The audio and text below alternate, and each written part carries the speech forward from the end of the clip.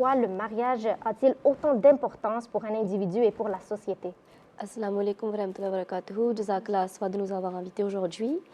Il faut savoir que depuis le début des temps, depuis toujours, l'être humain il a soutenu l'idée du mariage. D'ailleurs, toute culture, toute religion soutient l'idée du mariage. C'est un fait universel. Au niveau des enseignements de l'islam, cela permet de développer l'amour, le respect et la compréhension mutuelle avec votre partenaire tout en restant dans le cadre de la loi du mariage. Absolument. Pourquoi je parle de loi de mariage? Parce que vous avez des responsabilités à remplir l'un envers l'autre. Oui. Deuxièmement, cela permet également de bâtir une famille, c'est-à-dire d'avoir des enfants sans laquelle l'espèce de l'être humain n'existerait plus. Oui. Dans un environnement sécuritaire pour les enfants et les générations futures. Et donc, en outre, soutenir l'aspect moral de la société et la protection contre sa dégradation morale. Oui. Il y a également une hadith dans lequel le saint prophète sallallahu alayhi wa sallam conseille et affirme en s'adressant aux jeunes, il dit « Ô vous les jeunes, celui qui peut se permettre de se marier, et se permettre sous-entend celui qui a les moyens de se marier, devrait se marier, car cela lui permettra de garder les yeux baissés et de rester chaste.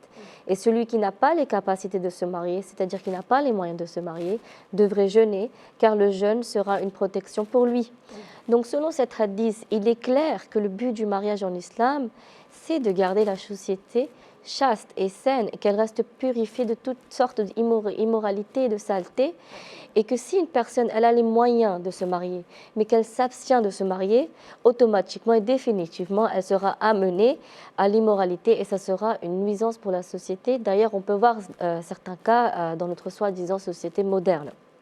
D'autre part, si une personne elle est mariée, elle restera plus satisfaite dans sa vie, elle mènera une vie plus familiale, agréable, elle sera heureuse, épanouie, plus relaxe, elle aura quelqu'un avec qui elle pourra partager ses joies comme ses peines. Oui. Par exemple, si elle rentre le soir, le matin elle travaille, le soir elle rentre, elle aura quelqu'un qui l'attend, avec qui parler, avec qui partager le dîner. Vous voyez ce que je veux dire? Et en dernier point que j'aimerais mentionner, le mariage nous rapproche plus de Dieu. Pourquoi? Parce que dans le mariage, il faut faire preuve de taqwa. Pourquoi? Parce qu'il y a non seulement un changement au niveau de la vie personnelle, mais également dans votre personnalité également. Vous devez apporter des changements si vous voulez que votre mariage marche correctement.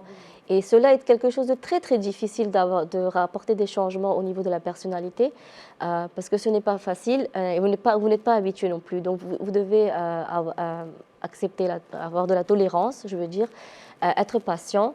Et tout cela, ce sont les bases d'un mariage réussi. Jazakallah Maliha.